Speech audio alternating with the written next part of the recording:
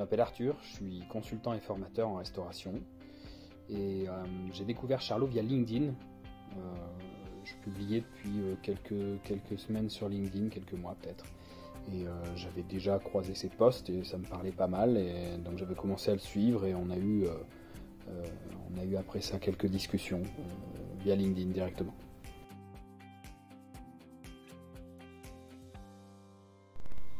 Avant de rencontrer Charlot, j'étais en lancement de mon activité de consulting et de formation.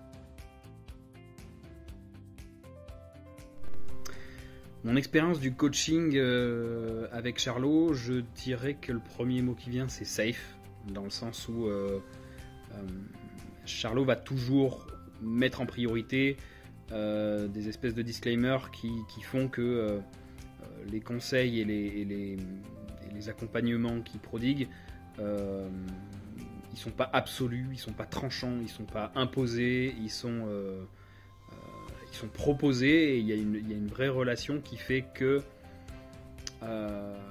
c'est cool, et on n'a pas l'impression de devoir suivre des ordres à la lettre. La deuxième chose, je dirais, stimulante, et ça c'est aussi quelque chose qui peut-être dépend pas mal de moi, c'est-à-dire que je suis quelqu'un qui fonctionne au coup de pied aux fesses, en gros, qui a besoin de saut dans le vide pour avancer. Et Charlot est capable,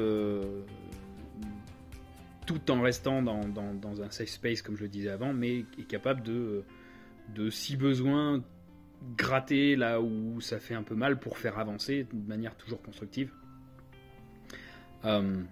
Et c'est extrêmement intéressant et très stimulant, très efficace pour ça.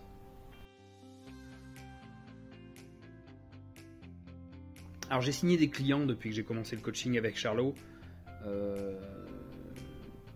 mais pour moi c'est pas la principale conséquence. J'ai pu tester des choses, je me suis poussé à tester des choses, je suis sorti un petit peu de ma procrastination, j'ai avancé, j'ai aussi découvert un petit peu en suivant le coaching, des techniques de coaching que alors sans être complètement formé au coaching, puisque du coup c'est pas du tout, on n'est pas du tout à ce niveau-là, mais c'est quelque chose qui est très intéressant aussi dans ma position de formateur et de consultant. Je dirais aussi que j'ai appris comme je disais un peu plus tôt, à aborder les choses, à aborder les étapes de ma vie et de mon activité de manière sans doute plus adaptée, plus sereine. Me laisser de la place à moi aussi, et à ce que je veux et à où je veux aller. J'ai amélioré ma communication, je pense, notamment ma communication dans le cadre de ma vie perso, ma vie de couple, entre autres. J'ai repris un petit peu aussi le contrôle de mon rythme de vie, de mon sommeil, et des activités plus chronophages et pas forcément très intéressantes pour mon développement. Donc aujourd'hui j'ai ces succès-là qui sont déjà accomplis, et surtout le fait de réapprendre à aborder les choses, à recevoir les choses, à mettre des objectifs et à modifier ma manière d'être dans ma vie et dans mes projets. C'est sur le long terme que les effets se feront sentir, et j'ai aucun doute là-dessus.